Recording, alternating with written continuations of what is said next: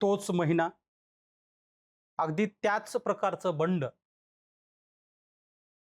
मात्र आता स्टेट बदललंय. आता नेता बदललाय.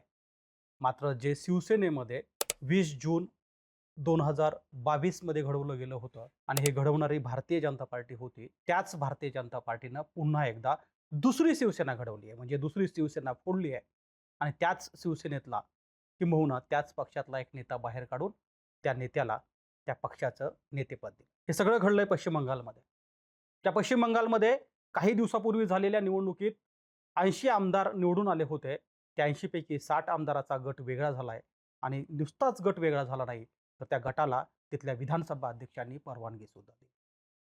विरोधी पक्षनेतेपद हे खरं तर सरकारच्या विरोधी विचारांच्या पक्षाकडे गेलं नाही किंबहुना नेत्याकडे गेलं नाही, तर विरोधी पक्षाच्या विरोधात म्हणजे ममता बॅनर्जी यांच्या विरोधात जाऊन ऋतुभ्रत बॅनर्जी यांनी विरोधी पक्षनेतेपद मिळवलं. काय झालंय पश्चिम बंगालच्या राजकारणात? दुसरी शिवसेना फोडण्याचं काम भारतीय जनता पार्टी कशी करते? या संदर्भात बोलण्यासाठी मी आज तुमच्या समोर आहे. नमस्कार, मी गोविंद शेळके आणि तुम्ही बघताय करून. शुभेंदू अधिकारी पश्चिम बंगालचे मुख्यमंत्री झाल्यानंतर कदाचित भारतीय जनता पार्टी आता स्वतः सत्तेत आल्यामुळे पश्चिम बंगालमध्ये शांतपणे सत्ता राखेल असं सगळ्यांना वाटत होतं. मात्र महिनाभराचा सुद्धा कालावधी गेला नाही, जिथं भारतीय जनता पार्टीने सत्तेत आल्यानंतर पहिला डाव टाकला तो ममता बॅनर्जी यांनी. खरं तर ममता बॅनर्जी यांच्या तृणमूल काँग्रेसच्या समोर जी आव्हानं होती ती विरोधी पक्षनेतेपद टिकवण्याची होती, किंबहुना विरोधी पक्षनेतेपद घेतल्यानंतर राज्यात भारतीय जनता पार्टीच्या विरोधात रस्त्यावर जाऊन सरकारच्या कार्यक्रमाच्या विरोधात आवाज उठवण्याचे होते. मात्र तृणमूल काँग्रेस मागच्या महिनाभरापासून ज्या बैठकामध्ये अभिषेक बॅनर्जीच्या वर झालेल्या हल्ल्याचा निषेध करण्यासाठी बैठकावर बैठका घेत असतानाच आता मात्र त्यातल्या आमदारांची संख्या कमी झाली आहे आणि आज तृणमूल काँग्रेसकडं म्हणजे ममता बॅनर्जीकडे केवळ 20 आमदार उरले. महाराष्ट्रामध्ये शिवसेनेमध्ये जे घडवलं गेलं होतं, खरं तर शिवसेना कुणाची असा प्रश्न जर महाराष्ट्रातल्या कुठल्याही व्यक्तीला विचारला तर कुणीही सांगेल की अर्थात शिवसेना ही ठाकरेंची. पण तीच शिवसेना पुन्हा शिंदेंची झाली आणि हे जे महानाट्य घडलं गेलं, त्या महानाट्य घडवण्याचे पटकथा लेखक अथवा डायरेक्टर हे भारतीय जनता पार्टीचे लोक होते. त्याच भारतीय जनता पार्टीच्या लोकांनी पुन्हा एकदा एक महानाट्य रचलंय आणि ते पश्चिम बंगालमध्ये हुबेहूब शिवसेनेसारखं. काय केलं होतं शिवसेनेमध्ये? मुळात शिवसेना फोडून वेगळी केली नव्हती. शिवसेनाच आमची असा दावा एका नेत्याला करायला लावला. त्याचं नाव एकनाथ शिंदे होतं आणि मूळ शिवसेनेवर त्यांनी दावा करून त्या पक्षाचं पक्षनेतेपद मिळवलं आणि पक्षनेतेपदच मिळवलं नाही, तर थेट मुख्यमंत्री पदाची सुद्धा शपथ घेतली. हेच नेमकं आता ममता बॅनर्जींच्या बाबतीत घडतंय. म्हणजे तृणमूल काँग्रेस फोडून कुणी बंडखोरी करत नाहीये. तर आता तृणमूल काँग्रेसच आमची आहे असा दावा ऋतुभ्रत बॅनर्जी करतायत. ऋतुभ्रत बॅनर्जी आणि संदीपान साहा ही 2 आमदार ते लोक आहेत, ज्या आमदारांनी खरं तर तृणमूल काँग्रेस फोडण्यासाठी पहिल्यांदा पुढाकार घेतला. ज्यावेळी तृणमूल काँग्रेसची पक्षनेतेपद ठरवण्यासाठीची एक बैठक होती. ज्या बैठकीला जवळपास 80 आमदार उपस्थित होते. या बैठकीतच तृणमूल काँग्रेसची एक यादी ही विधानसभा अध्यक्षाकडे पाठवण्यात आली, जिथे तृणमूल काँग्रेसला आपला पक्षनेता ठरवायचा होता, जो पक्षनेता पुढे विरोधी पक्षनेता म्हणून काम बघणार होता. मात्र तिथंच माशी शेंगली. तृणमूल काँग्रेसच्या आमदाराच्या सह्याची यादी ज्या विधानसभा अध्यक्षाकडे देण्यात आली होते, त्याच वेळी 2 आमदारांनी मात्र विधानसभा अध्यक्षाकडे तक्रार केली आणि असं सांगितलं की तृणमूल काँग्रेसचा पक्षनेता पद ठरवण्यासाठी ज्या आमदारांच्या सह्या केल्या त्यांच्यात आमच्या पण सह्या करण्यात आल्यात, पण आमच्या सह्या बनावट आहेत. खरं तर ज्या आमदारांनी सह्या केल्या होत्या त्या आमदाराचं पत्र सुद्धा त्या ठिकाणी बेदखल ठरवण्यात आलं आणि त्यानंतर तृणमूल काँग्रेसने ऋतुभ्रत बॅनर्जी आणि संदीपान साहा या 2 आमदारावरती निलंबनाची कारवाई. खरं तर निलंबित असलेल्या या 2 आमदारांनी पुढे जे काही फिल्डिंग लावली ती इतक्या स्पीडनी लावली. काही वेळाने एक बैठक बसली, ज्या बैठकीमध्ये ऋतुभ्रत बॅनर्जी यांनाच पक्षनेतेपद निवडण्यात आलं आणि तब्बल 60 आमदार म्हणजे 59 आमदारांचा आता आकडा कळतोय, पण एक 60 आमदार त्यामध्ये सामील झाले आणि तृणमूल काँग्रेस हीच आमची ओरिजिनल पार्टी आहे असं सांगायला सुरुवात केली. महाराष्ट्रामध्ये जे घडलं होतं आपल्याला आठवत असेल तर थोडं भूतकाळात जाऊन बघा. एकनाथ शिंदे यांनी ज्यावेळी पक्षनेते पदाचा दावा केला त्याच वेळेस उद्धव ठाकरे यांनी सगळे सोपस्कर पूर्ण केले होते. पॅरलल पुन्हा एकदा पक्षनेतेपद निवडण्यात आलं होतं. आमचा नेता कोण, आमचे आमदार किती, हे सगळं नाट्य झालं होतं. तरी सुद्धा एकनाथ शिंदे यांनाच पक्षनेतेपदी निवडण्यात आलं.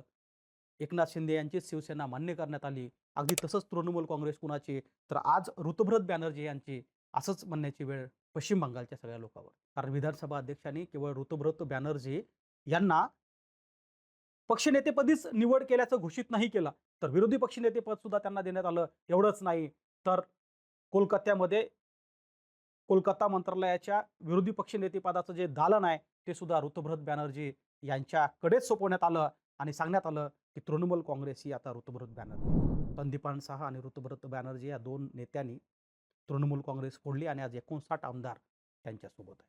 कायदा काय सांगतोय, तर 2022 साली झालेलं हे बंड 4 वर्षानंतर सुद्धा हे ठरवू शकलं नाही की शिवसेना कुणाची. आज सुद्धा आपल्याला माहिती आहे की सुप्रीम कोर्टामध्ये तारकावर तारका येतात.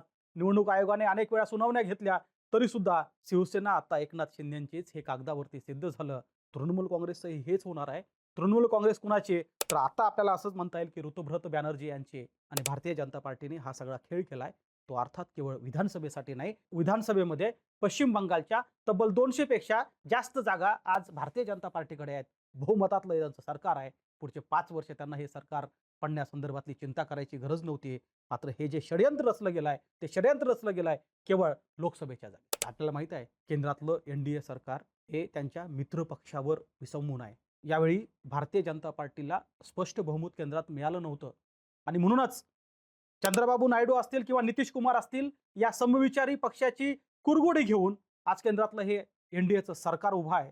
आणि जर उद्या बिहारच्या निवडणुका होणार आहेत, बिहारच्या निवडणुकानंतर आंध्राच्या निवडणुका होणार आहेत आणि युटर्न सीएम म्हणून ज्यांची ओळख आहे, त्या चंद्रबाबू नायडूने अचानक सरकारचा पाठिंबा काढला किंवा पलटूराम अशी ओळख असलेल्या नितीश कुमार यांनी जर सरकारचा पाठिंबा काढला, तर सरकार अल्पमतात येऊ शकतं. आणि म्हणून ही सगळी खेळी चालली आहे. कारण आपण समजून घेतलं पाहिजे की तृणमूल काँग्रेसचे एकूण जवळपास 29 खासदार हे संसदेत आहे. म्हणजे चंद्रबाबू नायडू आणि नितीश कुमार या दोघांना मिळून जेवढे खासदाराची संख्या होते 28 होते, त्यापेक्षा एक जास्त एक तृणमूल काँग्रेसचा आहे. आणि जर तृणमूल काँग्रेस ही जर भारतीय जनता पार्टीसोबत आली, तर मग केंद्रातलं एनडीए सरकार सुद्धा अगदी भक्कमपणे काम करणार आहे. आणि हीच चाल सध्या मोदी शहांची आहे, हीच चाल सध्या भारतीय जनता पार्टीची आहे. आणि म्हणून खरं तर 28 वर्षापूर्वी ज्या ममता बॅनर्जींनी काँग्रेसमधून बाहेर पडत तृणमूल काँग्रेसची स्थापना केली, तृणमूल काँग्रेसची स्थापना केल्यानंतर तब्बल 10-15 वर्ष पश्चिम बंगालमध्ये रस्त्यावरची लढाई लढली. कम्युनिस्टांचं सरकार उलथून टाकलं आणि तब्बल 3 टर्म ममता बॅनर्जी यांनी पश्चिम बंगालवर राज्य केलं. त्याच पश्चिम बंगालमधून आता तृणमूल काँग्रेस पायउतार होते काय, अशी परिस्थिती सध्या निर्माण झाली. अगदी थोडक्यात सांगतो जाताना, घडलं काय नेमकं. अभिषेक बॅनर्जी जे ममता बॅनर्जी यांचे पुतणे आहेत, यांच्या नेतृत्वात तृणमूल काँग्रेसचे आमदार काम करायला तयार नव्हते. हे त्याच दिवशी लक्षात आलं, ज्या दिवशी अभिषेक बॅनर्जी आणि एका तृणमूल काँग्रेसच्या नेत्यावरती हल्ला झाला होता. आणि त्या हल्ल्याचा निषेध करण्यासाठी तृणमूल काँग्रेसचे सगळे पदाधिकारी जमणार होते. मात्र त्याला अनेक आमदारांनी अनुपस्थिती लावली आणि तिथूनच चर्चेला सुरुवात झाली होती की अभिषेक बॅनर्जीचं नेतृत्व हे लोक स्वीकारत. खरं तर आपल्या महाराष्ट्राच्या इतिहासामध्ये अनेक चुलत्या पुतण्याचा वाद आपण बघितला. अनेक पुतणे चुलत्यांना सोडून गेले. पण पश्चिम बंगालमधलं तृणमूल काँग्रेस पक्ष हा मात्र अडचणीत आलाय, तो पुतण्यामुळे. ममता बॅनर्जींचा पुतण्या अभिषेक बॅनर्जी याचं नेतृत्व मान्य न करणाऱ्या आमदारांना आता बंड केलाय. हे बंडाला कारण जरी अभिषेक बॅनर्जी असले, तरी अभिषेक बॅनर्जीचा इतिहास तपासणं गरजेचं आहे. कारण अभिषेक बॅनर्जी त्या काळामध्ये ममता बॅनर्जी सोबत आले होते. त्या काळामध्ये सुवेंदू अधिकारी हे तृणमूल काँग्रेसचं काम बघत. इतिहासात जाऊन आठवा म्हणजे कळेल की प्रशांत किशोर यांनी तृणमूल काँग्रेसच्या संदर्भात व्यूहरचना आखण्याचं काम सुरू केलं. आणि तृणमूल काँग्रेसचा नेता म्हणून ज्यावेळेस अभिषेक बॅनर्जीला पुढे आणण्याचं काम केलं, त्याच वेळेस सुवेंदू अधिकारी हा तृणमूल काँग्रेसचा मंत्री नाराज झाला. आणि नाराज झालेल्या सुवेंदू अधिकाऱ्यांनी बंड करत आपल्या आमदारकीचा आणि मंत्रिपदाचा राजीनामा दिला. तो केवळ अभिषेक बॅनर्जीमुळे. ज्या अभिषेक बॅनर्जीमुळे सुवेंदू अधिकारी नावाचा मुख्यमंत्री पश्चिम बंगालला मिळाला, त्याच अभिषेक बॅनर्जीमुळे आता तृणमूल काँग्रेसचे नेते, तृणमूल काँग्रेसचे आमदार, खासदार, किंबहुना 100 पेक्षा जास्त नगरसेवकांनी तर यापूर्वीच राजीनामे दिलेत, हे सगळे पक्षापासून दुरवत आहेत. अभिषेक बॅनर्जीचं नेतृत्व यांना मान्य नाही आहे. आणि म्हणून आज आपण असं बघतोय की तृणमूल काँग्रेस शेवटच्या घटका मोजत आहे. 80 आमदाराची पार्टी आता केवळ 20 आमदार घेऊन सोबत आहे. उद्या रस्त्यावरची लढाई लढली जाईल, कायदेशीर सोपस्कर पूर्ण केले जातील, किंबहुना न्यायालयापर्यंत हे प्रकरण जाईल.